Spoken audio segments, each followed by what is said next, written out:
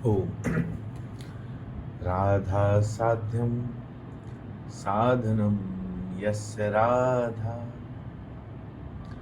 जिसकी पूरा श्लोक नहीं पढ़ेंगे, श्लोक की पंक्ति से समझना चाहिए।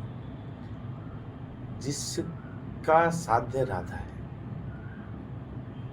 राधा साध्यम, साधनम यस्य राधा, जिसका साधन भी राधा ही है।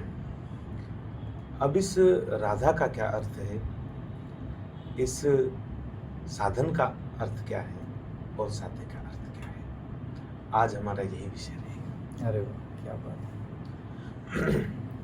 तो नमस्कार दोस्तों, मैं वैद्य चंद सिसोदिया एक बार फिर द एम्पावर्ड माइंड पॉडकास्ट की तरफ से एक नए एपिसोड के साथ आपके सामने आया हूँ, कुछ नई जानकारी लेके अध्यात्म के बारे में और आध्यात्म की चीज़ों के बारे में। तो मैं बहुत एक्साइटेड हूँ आज, क्योंकि लगता है आज को श्री कृष्ण के ऊपर हम बात करने वाले हैं। शायद कुछ ऐसी चीज़ जो आपने बिल्कुल भी ना सुनी हो, और मैं आपको विश्वास दिलाता हूँ ये वीडियो देखने के बाद आपको बहुत चीज़ें क्लियर हो जाएंगी, आपका मन कुछ क्लियर होगा श्री कृष्ण को लेके और हर अध्यात्म की चीज़ को लेके। आज ज्ञान चक्षु खुलने वाले हैं, क्योंकि आज हम बिल्कुल पूरे मूड में कुछ आज अच्छा माइंडसेट लेके आए हैं आज। तो देखते रहिए द एम्पावर्ड माइंड पॉडकास्ट और बने रहिए हमारी इस एपिसोड में जो रिलेटेड है श्री कृष्ण से। तो हमारे गेस्ट का हम आज स्वागत करते हैं, जो है हर बार की तरह सुशील जी। तो नमस्ते सुशील जी। नमस्ते। कैसे हैं आप? बहुत बढ़िया। सुना आप उज्जैन का दौरा करके आए हैं? हाँ, अभी पहुँचे हैं। कैसा रहा? बहुत अच्छी यात्रा रही और बहुत ज्ञान मिला रास्ते में और दर्शन हुए बहुत बढ़िया सुंदर। तो बाकी बातें बाद में करेंगे, इसके ऊपर दूसरी वीडियो मुझे पता है कि हम बना रहे हैं, तो उसको छोड़ के आते हैं हमारे आज के टॉपिक पे। तो जो आपने श्री कृष्ण के शुरू किया था, आज का हमारा विषय, जैसा कि मैंने शुरू में कहा, राधा साध्यम साधनम यस्य राधा। जिसका साध्य राधा है और जिसका साधन भी राधा ही है। यानी कि वो क्या चीज है जो स्वयं साध्य भी हो सकती है और साधन भी हो सकती है। समझ रहे हैं?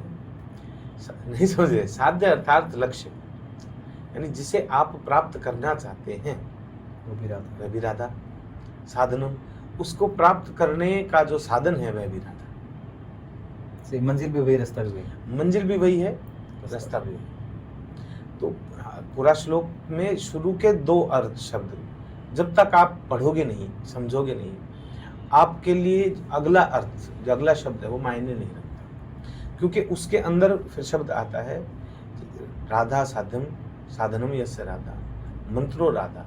राधा ही मंत्र है। सही बात है। तो मंत्र भी राधा है, तो हम समझ लेंगे कि राधा नाम मंत्र है, कि राधा राधा जपने से राधा तक आप राधा तक पहुंच जाओगे। लेकिन श्लोक रचनाकार शुरू में ही कह रहा है जिसका साध्य राधा है, उसका साधन राधा है, उसी का गुरु राधा है, उसका मंत्र राधा है, सब कुछ राधा है। तो यहाँ यमक अलंकार का प्रयोग किया गया है। यहाँ हर शब्द का अर्थ अलग है। यहाँ राधा का अर्थ गुरु तत्व में अलग है, यहाँ राधा का अर्थ साध्य तत्व में अलग है और साधन तत्व में अलग है। और मंत्र का जहाँ जिक्र आता है तो तब भी राधा शब्द का अर्थ बदल जाएगा। इसीलिए बड़े बड़े साधकों ने राधा जी को महत्व दिया।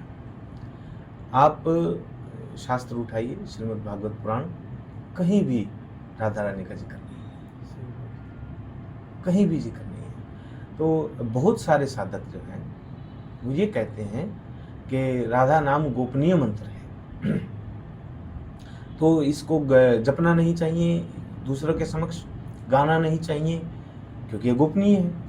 लेकिन धड़ल्ले से गाया जा रहा है, राधा राधा राधे राधे श्याम मिला। क्यों गा रहे हैं अगर गोपनीय मंत्र है तो? मंत्र का अपमान कर रहे हैं। सही बात। लेकिन ऐसा नहीं है, क्योंकि जिस मंत्र को जपने के लिए कहा गया है उसका मार्ग राधा है, न कि वह खुद राधा है। खुद मंत्र शब्द राधा मंत्र है। तो बहुत सारे साधक जपते भी हैं, ऐसा नहीं है, और जपना सही भी है, गलत नहीं है, क्योंकि कोई भी एक नाम एक रूप आप पकड़ सकते हो। राधा नाम में क्या बुराई है? रूप तो कोई भी रूप हो सकता है। गुरु जी कहते हैं कोई भी रूप पकड़ लो, एक नाम पकड़ लो, किसी का भी पकड़ लो, सारे नाम संसार के अंदर भगवान के हैं। सारे स्वरूप संसार के अंदर भगवान के। कोई भी स्वरूप है, किसी भी स्वरूप, किसी भी तरीके से आप वृक्ष लगाइए, आप नदी लगाइए, आप पहाड़ लगाइए, आप मेज लगाइए, आप कुर्सी लगाइए, सब परमेश्वर है। सही बात। ये सब स्वरूप है। इसी प्रकार जो मैंने शब्द कहे, ये सब परमेश्वर के नाम है। यह मक्खी परेशान कर रही है, यह मक्खी भी परमात्मा है, लेकिन इसको हम परमात्मा जान नहीं रहे हैं ना। सही बात। जीव है, इसमें महसूस है, उड़ रही है, खा रही है, लेकिन इसमें विवेक नहीं है। सही बात। कतई नहीं है। इसको इस पे हम इसी पे आ रहे हैं वापस। विवेक नहीं है, ये अपना खाना जानती है, अपना खाना पैखाना बच्चे पैदा करना जानती है, इतना ही है। इसके अंदर परमात्मा है, लेकिन हम इसके अंदर परमात्मा भान नहीं रहे। हमें यह जानना पड़ेगा। परमात्मा को जानने के लिए सब में परमात्मा को एक बार मानना पड़ेगा, तब परमात्मा को जाना जाएगा। सही बात। तब हमें इसका सीधा सीधा है कि साध्य राधा, अपना लक्ष्य राधा, अपना लक्ष्य चूज करो। आपको अपना लक्ष्य बनाना क्या है? देखिए, जिसमें आपकी निष्ठा है। अगर अब ये कहें कि आप नहीं शिव जी की पूजा करते हैं, नहीं जी, शिव जी की पूजा से कोई फल नहीं मिलना। शिव जी की पूजा तो काल की पूजा है। सही बात है। कुछ लोग बोलते हैं ये तो काल स्वरूप है, और अघोरी हैं, नग्न हैं, शमशान में रहते हैं, नष्ट करने वाले हैं। इनका तो काम ही है, डिस्ट्रॉयर हैं शंकर जी। तो इनकी पूजा से कोई फल नहीं मिलेगा, त्याग दीजिए। क्या उनको ये पता ही नहीं शिव हैं कौन, क्या भला है। पता ही नहीं है कि शंकर जी है क्या, शिव जी है क्या। बातें बन रही है और कोई औचित्य नहीं बनता इनका। अच्छा, किसी ने मान लीजिए विष्णु जी को लक्ष्य बनाया, विष्णु जी को प्राप्त करना है, वैकुंठ हमें प्राप्त करना है, तो शैव मत वाले कह देंगे नहीं जी, विष्णु जी तो स्वयं भगवान शंकर के दास हैं। सुदर्शन चक्र तक विष्णु जी को शिव जी ने दिया। सही बात। और जब जब अवतार लिया विष्णु जी ने, तब तब उन्होंने शिव जी की उपासना की। राम जी ने तो इतने शिवलिंग स्थापित किए। सही बात है। कृष्ण जी ने शिवलिंग स्थापित किए, और भगवान परशुराम के लिए तो खूब कहा गया है कि बिल्कुल शिव के उपासक सारी शक्तियां उन्होंने शिव जी से प्राप्त की और निरंतर शिव का जाप करते थे सभी। आप थोड़ा और पीछे आएंगे, जब नरसिंह भगवान का जिक्र आता है, तो नरसिंह भगवान इतने क्रोधित हो गए थे कि किसी की नहीं सुन रहे थे। तब भगवान शिव का एक शर्व अवतार हुआ। अच्छा। और शर्व अवतार में भगवान शिव उनको उठाकर ले गए, उनको शांत किया। अच्छा। शास्त्रोक्त है। तो मतलब जो विष्णु जी को लक्ष्य मानेंगे तो शैव वालों के लिए कुछ शब्द हो जाएंगे, शिव जी को लक्ष्य मानोगे आप तो वैष्णव वाले कुछ कहते हैं। ऐसा ही शाक्त में हो जाएगा कि अगर आप देवी को मानोगे तो कहेंगे जी देवी तो खुद शिव जी की पत्नी है। सही बात। और वैसे भी देवी की तो उत्पत्ति सभी देवताओं से मिलकर हुई है। इनके पास तो अपने हथियार भी नहीं है। वज्र इन्होंने इंद्र ने दिया, त्रिशूल इन्होंने शंकर जी ने दी, चक्र है जो वो भगवान विष्णु ने दिया, ऐसे करके हिमालय ने सिंह दिया, सवारी थी। इनका अपना कुछ नहीं है, तो बाद में प्रकट हुए। सही बात। अलग अलग लोगों के अलग अलग, उनकी एज भी कम बताते हैं कुछ लोग, इनकी एज बहुत कम है। हाँ, उम्र के ये भी है एक विषय। और कई लोग जो हैं शाक्त परंपरा से हटके देवी राधा को माँ सती से, शक्ति से अलग मानते हैं। अच्छा। कई लोग कहते हैं कि जो शाक्त परंपरा की देवियां हैं ये अलग शक्तियां हैं और माँ राधा रानी अलग शक्ति है। यहाँ तो इनमें इतना मतलब घालमेल, एक सरसता नहीं है। तो सबसे पहले आपको एक सरसता होनी पड़ेगी कि अगर आप इनमें से किसी भी एक को लक्ष्य चूज कर लोगे तो इन सबको एक बार आपको छोड़ना पड़ेगा। हाँ, मतलब बेशक आप किसी की प्रेज करें या ना करें, बट दूसरों को बारे में मिसकंसेप्शन ना फैलाएं। हाँ, जरूरी है ये। आप एक बहुत सुंदर पंक्ति कहा जाता है, एक साध है सब सद है, सब साध है सब जाए। एक साधोगे तो सब सद जाएंगे, और सबके चक्कर में पड़ोगे तो सब छूट जाएंगे, आप उसे प्राप्त नहीं कर सकते। तो पहला ही शब्द है क्या था? साध्य राधा, जिसका लक्ष्य राधा है। तो यहाँ राधा का अर्थ राधा रानी से नहीं है, यहाँ राधा का अर्थ आपके इष्ट से है कि आप इष्ट किसे मान रहे हैं, किस आप प्राप्त करना चाहते हैं। किसे किसे मान रहे हैं। प्राप्ति तो ईश्वर की ही होगी।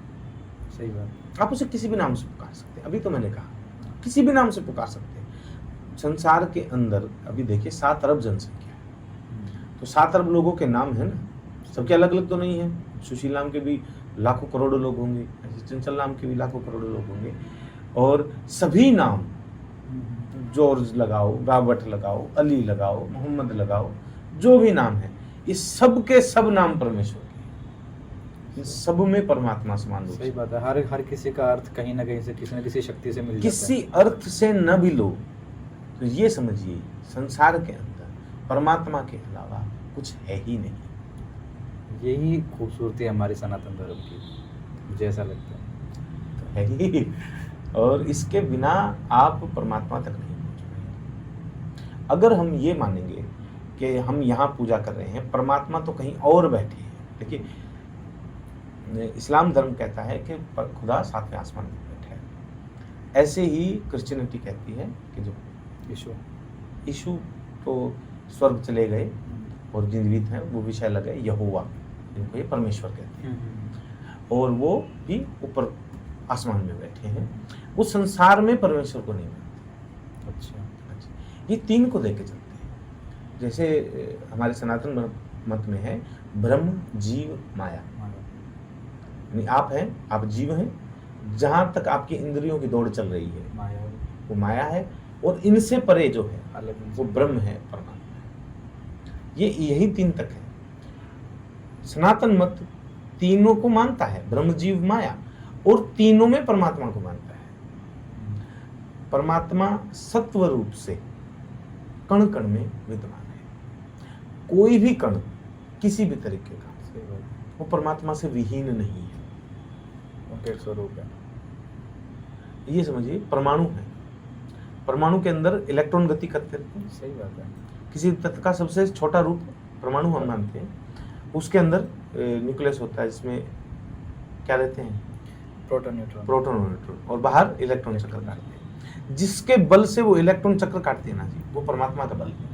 और आप विश्वास नहीं मानोगे, सच में विश्वास नहीं मानोगे, आज सुबह मेरे मन में यही चल रहा था कि यार एक सेल अगर हम देखते हैं, एटम देखते हैं, उसके अंदर जो बीच में प्रोटॉन न्यूट्रॉन है ना, वो बाहर के इलेक्ट्रॉन को ध्यान में रख रहा है, उनको बचा के रखता है, ये कभी दूर ना जाए, कभी इलेक्ट्रॉन उसके साथ रिएक्शन ना करे। मतलब बांध के रखने का काम जो है बीच के प्रोटॉन का है या न्यूट्रॉन का, या फिर बोल सकते हैं इकट्ठे न्यूक्लियस का है। मेरे मन में ये था कि मैं किसी वीडियो में आपसे ये बात जरूर डिस्कस करूंगा कि हर कण में भगवान का मतलब ये तो नहीं कि हम उस न्यूक्लियस की पूजा कर रहे हैं जो सबको बांध के रखता है। हम पूजा नहीं कर रहे, देखिए हम परमात्मा को मान रहे हैं कि यह परमात्मा की माया है, परमात्मा का बल है, सत्य है। सत्य का अर्थ यहाँ आसरा या सहारा है। हाँ। देखिए किसके बल से खड़े हो, जैसे मान लीजिए मैं स्टैंड हो जाऊं, खड़ा हो जाऊं, तो मैं किसके बल से खड़ा हूं, मैं मेरे बल से खड़ा हूं। मैं दौड़ रहा हूं तो किसके बल से दौड़ रहा हूं, मेरे बल से दौड़ रहा हूं। अगर उसमें हम डिफाइन करेंगे तो हम देखेंगे कि मैं मांसपेशियों के दम पर दौड़ रहा हूं। मांसपेशियां किसके आधार पर है, मांसपेशियां हड्डियों के आधार पर है। हाँ, आधार हड्डियों के। हाँ, तो ऐसे ही हम समझेंगे और आखिर में जाके कोशिका तक पहुंच जाएंगे। फिर कोशिका के अंदर हम देखेंगे भाई इसका आधार क्या है, इसमें भी न्यूक्लियस मिलेगा। ऐसे ही संसार के अंदर हम देखेंगे भाई कोई भी पदार्थ है तो देखेंगे भाई वो कितने यौगिक है। मान लीजिए कोई भी शब्द है, परमाणुओं से मिलकर बना है। जैसे पानी है, H2O है, हाइड्रोजन और ऑक्सीजन है, और उसमें मान लीजिए हम अलग करते हैं ऑक्सीजन, तो उसके अंदर 3 चीजें मिलेंगी, फिर से वही इलेक्ट्रॉन, प्रोटॉन, न्यूट्रॉन। और वो किसके बल से इलेक्ट्रॉन घूम रहा है, परमात्मा के बल से इलेक्ट्रॉन घूम रहा है। इसे ही हम कहते हैं परमात्मा सत्य रूप से संसार के अंदर। मैं निर्जीव के लिए जिक्र कर रहा हूँ, जहाँ देखिए निर्जीव नहीं है वैसे, लेकिन हम सामान्य तौर पर सजीव किसे मानते हैं, जो चल रहा है, सही बात, जो चल रहा है, जिसमें जो खाना खा रहा है, जिसमें मेटाबॉलिज्म हो रहा है, खाना खा रहा है, किसी भी तरीके से भोजन कर रहा है, पैखाना कर रहा है, नींद ले रहा है, जो भी है, जो गति कर रहा है किसी भी तरीके से और बढ़ रहा है, सही बात, वो सब जीव है, सजीव है। ठीक है जी। जो निर्जीव है, जो गति नहीं कर रहा, भोजन नहीं कर रहा, बढ़ नहीं रहा, वह निर्जीव है। निर्जीव में परमात्मा सत्य रूप से विद्यमान है। सही बात। अब आ जाते हैं जी सजीव पे। सजीव में परमात्मा चित्त रूप से विद्यमान है। सबके भीतर चित्त मन है, चित्त है, मन है, समझिए। जैसे हमने मक्खी की चर्चा की, तो मक्खी सजीव है। मक्खी भोजन करती है, मक्खी जनन करती है, मक्खी पैखाना करती है, ठीक है जी। सब काम नींद भी लेती है, जन्मती भी है और मरती भी है, सजीव है। इसके अंदर चित्त रूप से परमात्मा विद्यमान है। यह ढूंढती है, सही बात। मेरा भोजन कहाँ है। जो इसका भोजन है ये वही खाएगी ना। सही बात। ये कागज से नहीं खाती, ये आपका लैपटॉप नहीं खाती, ये बिजली नहीं खाती। सही बात है। अलग तरह मन है ना, इसको पता है इसका भोजन क्या है, इसकी एक सेंस है, इसकी सेंस वही चित्त है। और जितने जीव हैं, चाहे वो आपके कोई प्रोटोजोआ है या कोई वायरस है, एलिमेंथिस है, बैक्टीरिया, कोई भी है, छोटे से लेकर बड़ा, सबके, हर जीव, सबके भीतर परमात्मा चित्त रूप से विद्यमान है। वो गाय, भैंस, बकरी है, हाथी है, घोड़ा है, सब जीव। 84 लाख योनियां हैं जीवों की, जलचर, थलचर, नभचर, उद्भवज, स्वेदज, अंडज, पिंडज, सब आ गए इसके अंदर। और ये सब में परमात्मा चित्त रूप से विद्यमान है। अब समझते हैं जी तीसरी स्थिति। प्रत्येक मनुष्य में परमात्मा आनंद रूप से विद्यमान है।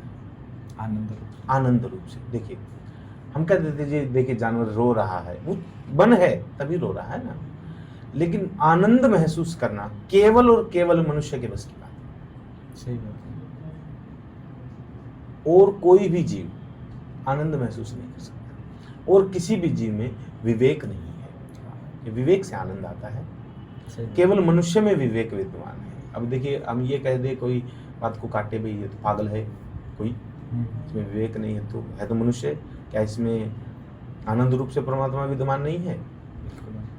सत्य और चित्त रूप से है ना, वो तो है, सत्य और चित्त रूप से है। हाँ। विवेक नहीं है ना, पागल हो गया है, विवेक नहीं है, इसलिए आनंद की अनुभूति नहीं है। उसको आनंद आ रहा होगा। पागल के लिए कह रहा हूँ जी, हाँ। उसको आनंद आ रहा हो तो उसको उसमें आ रहा होगा ना। लेकिन अभी हम लौकिक रूप से अभी देख रहे हैं, तो प्रत्येक जीव के अंदर परमात्मा आनंद रूप से विद्यमान है। इसलिए भगवान का एक नाम है सत्य, चित, आनंद, सच्चिदानंद। इन तीनों गुणों के संवाहक, इन तीनों गुणों को लेकर चलने वाले परमात्मा स्वयं है, सच्चिदानंद है। इनको ही लक्ष्य बनाना चाहिए। साधे राधा, साधन, लक्ष्य बनाइए। एक को चूज कर लीजिए, किसी एक को, किसी को भी पकड़ लीजिए। जिस देवता में आपकी निष्ठा है, नहीं भी है ना तो मान लीजिए मैं तो इसको मानता हूँ। एक लक्ष्य बनाइए और उसे ही साधन बनाइए। दूसरी पंक्ति का साध्य राधा, साधनम तस्य राधा, जिसका साधन भी राधा है। अब ये साधन क्या है? परमात्मा की प्राप्ति के लिए जो आप कार्य करेंगे, जो कर्म करेंगे, उसका नाम है साधन। ठीक है जी। और साधन के विषय में टू बी कंटिन्यू, और सर नीचे लिखियो। तो बड़ा अच्छा लगा आज इस बारे में बात करके, और सेकंड पार्ट के लिए वेट ज़रूर कीजिएगा, जल्द ही आने वाला है। जल्द ही का मतलब ये नहीं है कि एक वीक आपको वेट करना पड़ेगा, एक वीक से पहले आ जाएगा ये। और इसके लिए आप जिसको चाहते हैं कि उसको इस बारे में सुनना चाहिए, आपके बड़ों को या आपके बच्चों को, जिसके अंदर सद्बुद्धि आए और जो लोग इस रास्ते पर चलें और अच्छे रास्ते पर चलें, तो उनको वीडियो ज़रूर शेयर कीजिए और इस वीडियो को वायरल कर दो यार, क्योंकि मुझे बड़ा मज़ा आया और मैं सेकंड पार्ट बनाने के लिए जा रहा हूँ। मुझे जल्दी जाना है, ठीक है, बाय।